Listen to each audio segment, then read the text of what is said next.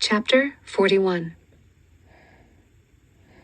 The night air felt fresh against Sierra's face. She reached a glowing arm through the window and slapped the wall at the top of the dragon's head. "Come on, Manny," she whispered to the sky.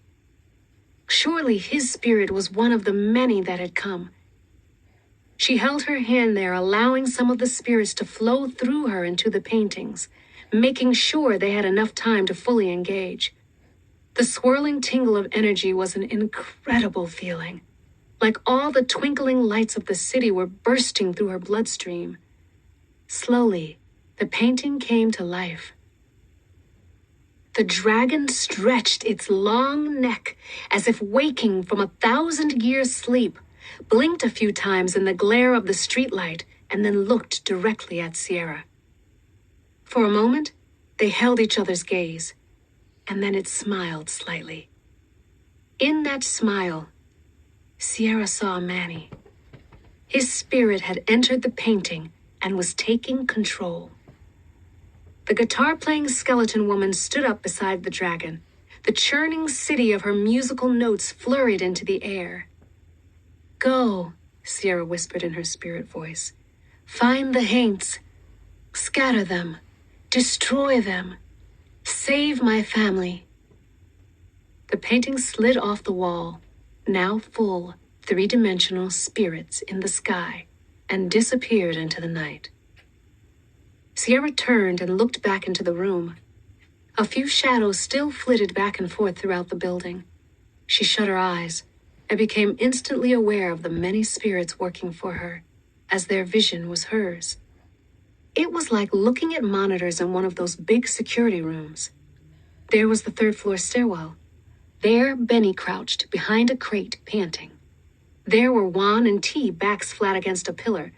Where was Nydia? A few crates away from Benny, grasping her arm in pain. Robbie rushed down the stairwell to the first floor. He hadn't met any resistance yet, and Sierra was glad. She had a feeling she was about to have her hands full. A tinge of panic sent her attention reeling back to the 5th floor, just in time to see one of Robbie's painted giants swing down on her from the rafters. The thing was tremendous. A gangly sprawl of clawed arms and legs, and just the sudden intensity of its presence threw Sierra backward. The demon landed in a crouch and sprang at her, painted claws reaching out. Sierra almost floated back to her feet. She didn't remember getting up. She was just up and furious that she'd been startled. She swung a shimmering left hand, catching the haint across the face, and watched the foul thing sprawl backward. "Wick!" Her spirit voice had an even greater reach than her human one. It thundered out across the Brooklyn skyline, making Manhattan pause and wonder what was going on over there. "Come out!" The painted demon squirmed at her feet like a giant water bug. Sierra could feel that Wick was close, but it irritated her to no end that she could find everyone else in the building except him. Spirits raged and swirled inside her, hungry to find this arrogant human who'd enslaved so many of their own. Something fluttered from a dark corner of the room. Another shadow about to burst to life, surely. Sierra scowled, stepped heavily on the demon at her feet, and strutted toward the movement. "I'm coming for you, Wick!" A panicked strobe simmered across Sierra's mind. She swung her attention out across the building tops, along narrow alleyways, and finally toward that familiar corner at the edge of her block. One of the painted throng haints stood perfectly still in the middle of the street, glaring with empty eyes toward her house. "Hurry, Robbie, please!" She slipped back into her own consciousness just in time to see the flickering shadows scatter toward her. Another one was coming at her from behind. She could feel the monstrous vibrations of its attack. They were strong, these two. Wick must have been saving his most powerful demons for last. They would crush her between them, tear her to pieces, and leave her body scattered amidst the dusty crates, a macabre blurb in tomorrow's obituaries. No, they would not get what they wanted. Sierra sidestepped and the demon behind her tumbled past. It was larger than she counted on, and one of its claws slashed across her face. Blood trickled down her cheek, and a wave of nausea sizzled up and down her body. Poison. The thing's very touch was a sickness of the soul. Woozy, Sierra stepped back a few paces as the other throng haint charged her. She caught a quick glimpse of Wick by the far wall, his eyes wide and desperate. Too many things were happening at once. She lashed out with her right hand, focusing all of the raging spirits inside her, and caught the demon haint full across the face as it rose toward her. The force of their collision sent both Sierra and the haint backward. She couldn't even strike it without some of its foulness seeping into her, draining her life force. Spirits flurried around inside her to rejuvenate whatever damage had been done as she rose and took an uneasy step forward. With Wick handled, the painted demons would be lifeless again. Simple.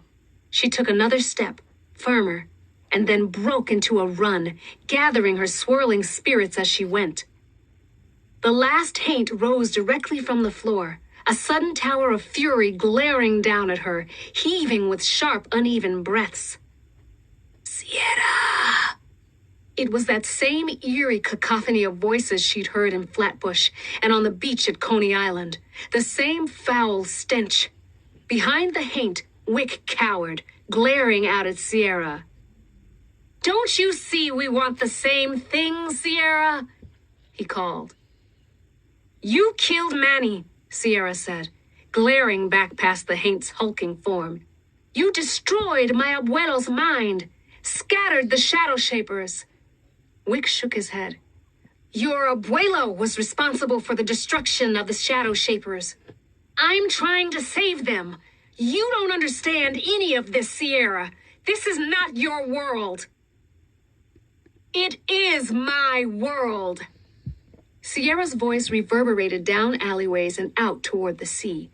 Each of the myriad swirling spirits inside her spoke the words too.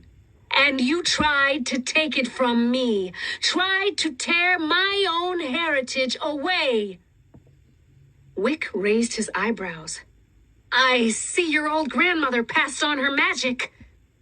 Around her, the spirit music began to swell.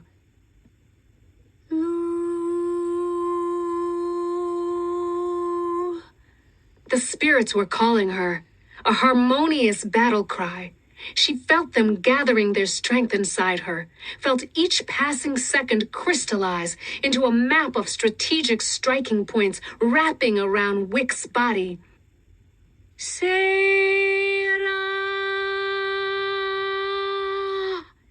They had always been calling her.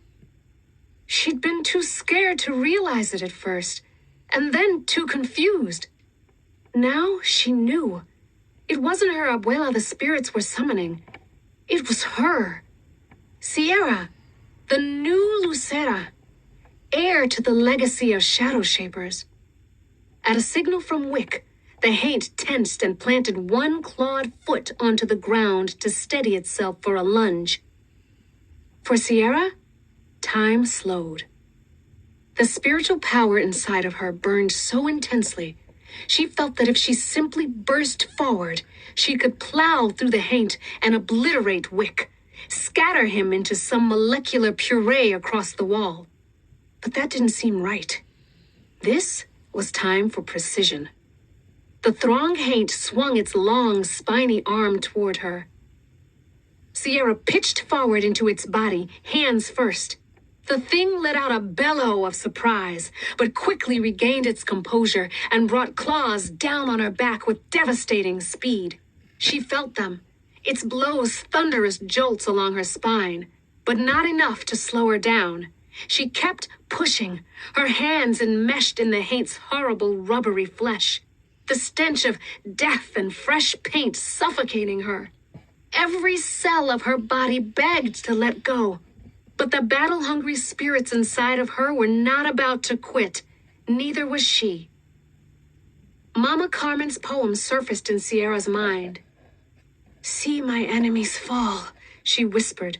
The throng haint bellowed again, this time from pain. Mouths opened and closed all across its painted form. Sierra felt its solidity beginning to give way between her fingers. Felt the twisted sorcery that held it together loosen. A stream of some foul liquid trickled down from the thing's mouth. When its blows weakened, Sierra knew that it wouldn't be long.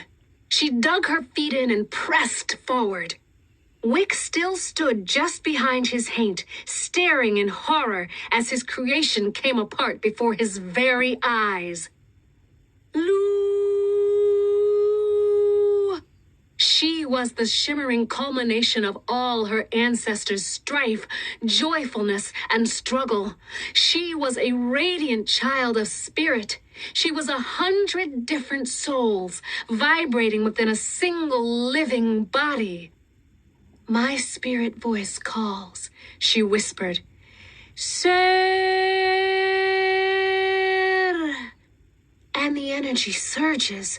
Sierra took a deep breath, steadied herself, and then heaved forward one final time, releasing a tiny, furious fraction of that pent-up spiritual rage, like 1,000 suns.